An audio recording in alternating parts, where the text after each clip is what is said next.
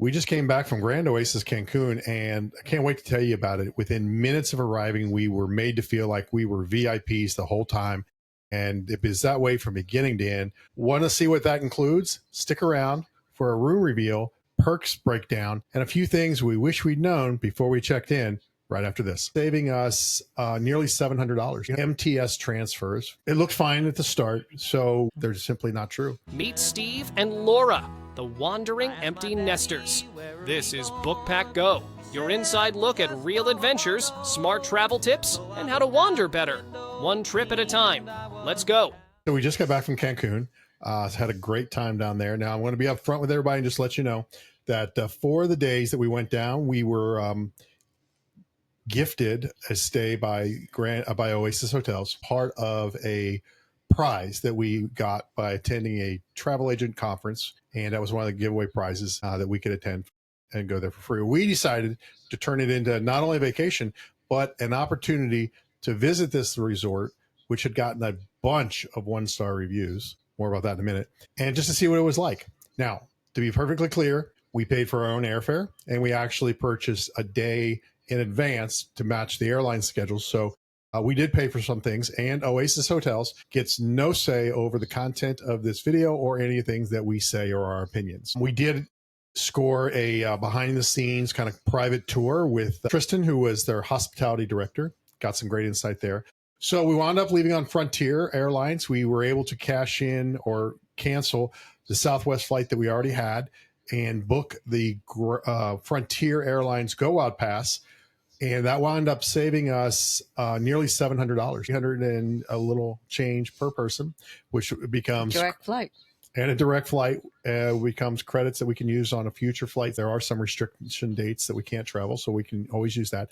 And then we wound up flying back on Southwest, so we experienced both ways. We'll talk about that. We left early from Cincinnati, arrived in Cancun around 9 o'clock. What's interesting is, you know, when you fly to Florida, Orlando, you see a lot of people just hanging out because they're out of the hotel or they can't go to the hotel. There's a lot of people like sleeping in the airport simply because they have no other place to go. Cancun seemed to be built for this. So we were able to very quickly get into our vacation, even though we arrived very early. So it started off with a transfer that I had booked through one of our suppliers from MTS transfers. It looked fine at the start. So we go there, very much like Puerto Vallarta. You kind of walk the gauntlet of timeshare people. They want to be very helpful. They want to help point you in a direction, which is fine. You know, you may not know where to go when you get off the plane. You're in an unfamiliar terminal. Where do I find my shuttle bus? They will help you learn that, but then they'll want to talk to you about a free tour or a free excursion. And you just got to be able to say no. And I told the gentleman, you know, we're here for something else. Thank you very much. And you just walk away. And they're okay with it. They seemed respectful of, hey, you're respecting my time by not wasting it. So they just move on to the next person. Understand you're going to have to walk through that. Security was very quick. They had an automated line, which we see very much now. Puerto Vallarta has them. So if you are 18 years or older and your passport does not expire in the next 180 days and you don't have any children with you, you can go through this much shorter automated line. And what it is you walk into this automated passport control, you scan your passport, you walk into this. It's like a little booth. Yeah, it's like those doors you leave the airport now, close behind you, close in front of you until you're in. So you're in between there and it's taking your picture. You're kind of trapped. It is absolutely a person trap. But they compare, I guess they're taking your picture and comparing that to your passport. And then it goes green and boom, you're out. And off you go. Now we carried no check bags. So everything we carried was carry-on. We utilized the BagSmart bags that we had. We're going to have a review of those. I think we've determined great for shorts, 4 and under, 4 days and under. 6 days was a little much. It was heavy. And and it had plenty of room. It was just heavy. Pockets galore, which we'll cover on a later review. But yeah, it kind of got heavy. And for the first time, I used the BagSmart compression packing cubes. Now we've used packing cubes for years, swear by them, but I've never used the compression ones before. And by compression, really, it's just got a second layer, much like your suitcase, and it lets you expand it up, put a bunch of stuff in it, and then you can zip it down. It kind of brings it down. What I found out was, and I overpacked. It was hard as a rock. It became a rock, and I had, I don't know, like 7 shirts. Yeah, I had 3 UV shirts, 2 polos, 2 or 3 t-shirts. I had my shorts. I had everything for the entire stay in one cube. And that was great, but it did make it heavy. Yeah. And it was very hard and unforgiving. I've decided 4 days or less is great. Yeah. Otherwise, I need a suitcase. I don't disagree. And maybe that's just me. Well, one, I think there are definitely people who are more into the carry-on only travel game who probably pack less. You obviously get into a routine of carrying and taking a lot of stuff. When you're using a backpack, I think, you're definitely doing that. Okay, I got one pair of shorts or I got a pair of pants and it goes with 3 other things. Or you're doing that combo thing because you're going to wear things more than one day. And that just minimizes the pack. I don't know that we're there yet. But I think what we've learned with Frontier and that we're going to continue to do, which is that economy premium bundle, which gets you the ability to select a seat and automatically gets you a carry-on for like 20 or 30 bucks extra, is something that we want to do all the time. And it's just, I don't think we'll need the urgency to make sure it's all in one bag. We are big fans of it, and I really do like the Bag Smart bag. I think it's one of the better bags I've ever carried, and I have carried a lot of bags. I'm sorry, Amazon. I've tried out a lot. I've utilized a lot in my past travels, and returned a lot. I've returned a lot, which is why I apologize to Amazon. And now I think I've gotten where I know exactly what I'm looking for. I love the pocket space, and we're gonna have a bigger review on that. 4 days or less. More than that, we take it. So let's go back to MTS. We wind our way through the terminal. We don't have any bags to get off the checked carousel, and we go right outside. And yep, sure as the instructions, there is the MTS people in the flower shirt. They're very recognizable, easy to find, and they have a sign. And we go right up to them, and they're like, "Oh, great, you're here." They find us on the list. They check us off. Now, when I purchased the transfer, I purchased it with the 1 day extra we were going to go. Now, because of the way that was set up, it was combined the way that our travel agent system works. Had the departure date, but had the arrival date, but the wrong departure date. Had the departure date for the date for the Sunday, the next day, when we were staying all the way through Thursday. So I let the attendant that was there from MTS know right away, listen, this is not the right departure day. We're going to be leaving next, but this is, I bought 2 reservations and I just bought the transfers on this one. No problem, she said. She pointed to instructions on the form and said, make sure you call this number, or you can meet with a representative in your hotel 48 hours before departure. They'll take care of it. Easy peasy. It was a pretty easy arrival. They put us in a van. It seemed like it took a little bit of time. We were kind of standing in a line because I did not select the private transportation. I'm sorry, I was a little cheap. I did the shared transportation. So we had to wait for like another 3 or 4 people to show up. It wasn't long. It wasn't long. And they did put us in the van and the air conditioning was on. Driver comes with the other group. We all get in the van. We go off. The hotel zone in Cancun is 15 minutes from the airport. Easy drive. You really do go onto this peninsula. Cancun is just known for these it's like Las Vegas on the beach. They're so massive. And there were plenty of restaurants there. We really didn't need to leave. There's like 20 some restaurants there, 18 bars, huge list of things. So we go in and there's a desk right in the front when they drop you off, and you present your reservation, and they immediately determine where you're staying, because there's these individual check-ins. So there's Grand Cancun Oasis check-in, and then there is Sian Khan check-in, and then there was another check-in. Pyramid check-in. Yeah. So there's 3 distinct sections. And we're going to show you a list of the various things that you can get based on which you select. And that gets you, everybody gets the core, different things. But as you go up in status, we'll say, in room type, you get access to, instead of a few restaurants, more restaurants. You get access to instead of no beach clubs or beach clubs at a cost. And they give you a very nice chart that illustrates what you can go to and what's included with yours and what costs extra. And so we check in and they immediately say, you're over here at Sian Khan. So, right over this way. So we go in there, and these are a private check-in area. Now, Grand Cancun Oasis by itself, the normal resort, is a very nice check-in area as well. Neither are in the main lobby. So you go into air conditioning because the door is open all the time right there in front. And it's very much your hotel type check-in over at Grand Cancun Oasis with the lanes that you go through as you go up to the front desk. Any resort you've been to, that's exactly. But they seem to move very quickly. Yeah, we'll talk about the number of people who were supposedly there. Again, it's a huge resort. But so we go over to Sian Khan, which is the top tier check-in, and you have little individual desks, individual concierge. And these are the concierges that you will deal with the entire time. There are 4 buildings plus the pyramid. Each building has a concierge desk within it that those people with rooms in that particular building can go to, or you can contact the concierge that you checked in with, and you can do it through WhatsApp, which was nice. Let's talk about WhatsApp, because Americans don't know much about it. And I think most Americans who don't travel don't know much about it. And part of that is And overseas, everybody uses it. My personal opinion, the reason I resisted WhatsApp for so long before we started traveling internationally more was that everybody has to have it. I remember when it came out, and it was a big thing in the tech world because it was very encrypted, point-to-point encryption. Nobody else could see what your messages were, the privacy thing. And which is still a thing, but it was really heightened then for whatever reason, I don't remember. But that was a big feature. And Google didn't have it yet. Nobody else really had it. They were the first ones that had that point-to-point encryption. Each person you want to communicate with has to have WhatsApp. Where we have iMessages for iPhone users, and you got Google Messages, and then you got Messenger, Facebook, and you got, in the US, there's like 92 different communications platforms. And you can have them all on your phone, and they just pop up in your notifications. We don't really, as Americans, love one-purpose tools. But WhatsApp is very usable for Americans, and here's the big reason I'm going to tell you why, especially today with everything costing more. If you're on a cruise ship or you're on an airline, now most airlines today and cruise ships, they're all going to give you a free, not Wi-Fi, but it's Wi-Fi, but it's really a basic connection to their network. And they do that so you can communicate with them. So when you're on a cruise ship, every cruise ship has its own app. It's going to tell you what's happening that day. It's going to tell you what's for dinner, when the shows are. You don't want to pay for Wi-Fi to get that, and they don't make you. But if you have WhatsApp and you're on basic Wi-Fi like that, even though you cannot go to the internet, if somebody on shore back at home has WhatsApp, you can communicate with them because it will still work.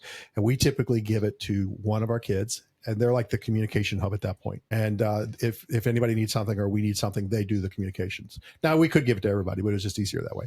Airplanes are the same way. When you get on an airplane, most every airplane nowadays is going to have your entertainment on your device, but you have to pay extra generally for messaging depending on the airline. iOS Messenger and WhatsApp, you can communicate with people on the ground back at home on an airplane if you do not buy Wi-Fi, just by connecting to the basic network. So that's really cool. It's very helpful. We've done groups. When we did the Disney cruise, we did a group on it so that everybody could communicate without going through the ship app. And I thought that was very handy. So I'm starting to like WhatsApp more. I still don't see a daily use for it for me. No, it's a travel thing for me. When you're in Mexico, your concierge, you can communicate with using WhatsApp. So you can ask for dinner reservations. You can ask to reserve particular beach cabanas or just general questions, no matter where you're at. You just, the moment, we want to do this instead tonight, instead of having to walk back into the desk, you just pick up the phone, send them a message, and they get back to you. And they responded. They did. Pretty quick. Now, they do ask when you're checking in, they ask that you send them a message with your name. And of course, that is going to let them save your number with your name. So when you pop up, they know who you are. And then, of course, you say, hey, we want to go to the steakhouse tonight. They don't have to go, okay, who is this? They know who you are. They go to your reservation because, again, your concierge is different than somebody else's concierge. Your group concierge is different. So they're able to bring up your account and they set you up. Remember, I mentioned tons of 1 stars all the way down the line. It did not. I can't figure out why. Didn't look good. And I'm going to tell you, I'll just go ahead and say it now. I think there is some spiking of the reviews. Now, I don't know if it's done by a bot. I don't know if it's done by a competitor. Yeah. I mean, so that just says to me it's a bot. Now, that doesn't to say that some hotel couldn't employ a bot or employ somebody else to do it. Either way, folks, what I'm trying to say to you is this. Reviews are good. I've been a TripAdvisor person for a long time. Standard. Well, guess what? There's no standard. There are like 7 different review type categories throughout the world, and they all rate things differently for different reasons. Now, there are ones that travel agents use, which cost money, where they send shoppers, so to speak, mystery shoppers, and then give you travel advisor information that is somewhat unbiased. But I was a TripAdvisor user for years, and I still like TripAdvisor. I'm not leaving them. But I will tell you this, and it's like when you look at Amazon reviews when you're buying something, you got to really dig deep because there's a lot of motivations around. And sometimes I feel like if you had a good time, you don't leave a review. If you had a bad time, you are motivated to tell about it. The 1-star reviews on TripAdvisor and even the low reviews on Google reviews, they're not true. They're simply not true. There is nothing about this resort that I didn't find 4 stars all the way. Now, you're going to ask me, well, why not 5 stars? Nobody's perfect. I would never try to lead our wanderers to believe that there was a perfect place. I think 4 stars is an excellent review because you have really gone above and beyond. And there were definitely, as there are in cruises, there were people here who went above and beyond. William, there were people that could have tried a little harder. Yeah. but they're a solid 4. We're in Sienna Con, which is going to give us all the access to all the restaurants, to all the beach clubs. We'll talk about that in future videos. So we then go to the room. So the room's interesting. Most of the Sienna Con is in the pyramid. We were on building 4, which was, I didn't quite figure it out. It was some sort of plus category, but our room looked very much like a Sienna Con Master, in that a Sienna Con Master has a bedroom and a living room, and it's separated by a wall. If you've ever been to an Embassy Suites and you look at how those are made, where you've got the bedroom and the living room, it was very similar to that. Only our room didn't have a wall. If you'd put a wall in, it would look almost exactly like the Sienna Con rooms over in Pyramid. So I'm not really sure what that category was, but it was a very nice room. If you wanted to open the door behind the couch, we literally had 2 balconies. Only one had furniture on it because you're not supposed to open the one behind the couch, and we did not. But it had a nice view. Now, we were set back. We were in line with the pyramid. There was a building in front of us. I know you have a tendency to look down, and we were looking over top of one of the buffets, one of the large buildings buffets. But if you just brought your sight line up, the horizon was the ocean. But before we can get to the room, now remember, it's like 10 o'clock in the morning. They can take your bags if you want and secure them. You immediately get your armband, which means you can go in the pool, to the restaurants, have drinks. You're pretty much able to spend your whole first day, which is always a loss in travel, right? Depending upon what time you get there, it's midday or evening. So you're actually getting more out of your vacation, because even though you arrived early, so what if you arrive hot and sweaty? Like maybe it was a long trip. You didn't get to sit in the air-conditioned van. You had to stand outside. And before you get in the pool, you want to freshen up. Well, this is one of the things I wish we'd known before. They have courtesy rooms at no extra charge. This is why you want a travel advisor, folks. We can make this arrangement for you. And they will give you access to a room for like 20 or 30 minutes. You can go in, freshen up, take a shower if you want. You're not going to stay in there. It's just you might want to change clothes, I think it's mostly for people leaving, though. You can. Because if you have a late flight, you don't want to waste that whole last day. So you go to the pool, you go to the bar, you go to the restaurant, but then you don't want to get on a plane, all sandy sweaty and sandy and covered in sunscreen. So you go in, you hop in the shower, you get ready, go to the airport. And that's what Tristan said, that it was for departures more. Yeah. But again, this is that inside thing that we've learned, and we had communication with some of the top management with Tristan. You can get it when you arrive too. Now you 20 or 30 minutes and then you're out, and they immediately clean it again. So it's not like somebody else was in there for 20 or 30 minutes messing the place up, and you go in and towels are on the floor and all that kind of stuff. And had we had known about it ahead of time, we wouldn't have had to put our swimsuits on in the bathroom. Yes, and this is something we do a lot. And now we know. We can tell you guys much better way to do it. So we always are proponents of packing a day bag. And that day bag, when you get on a cruise, like you've probably left your suitcase with the porters. We keep our swim stuff in there, and then we change. And we go almost immediately to, the hot tub or bar, or the hot tub and then the bar comes to you. That's typically how it is.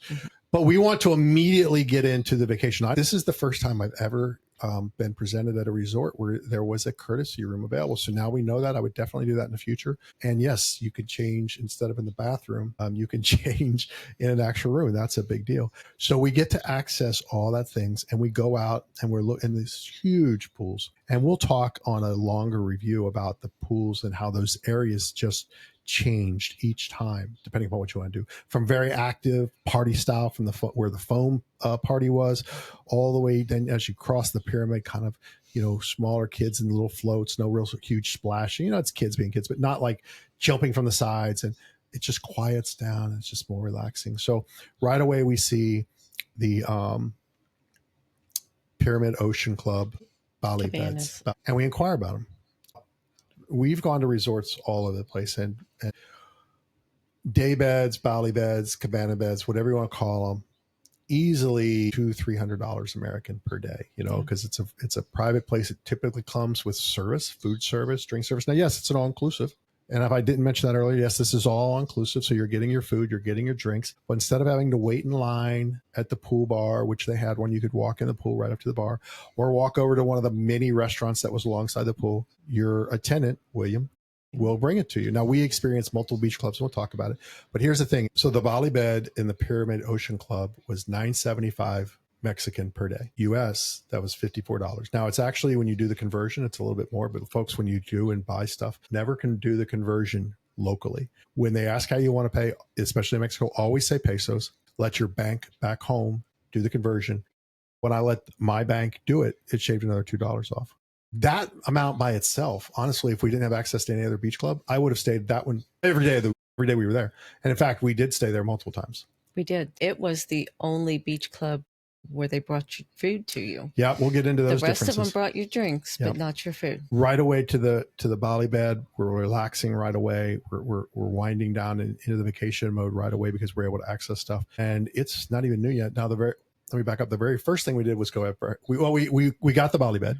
So it's not the very first thing.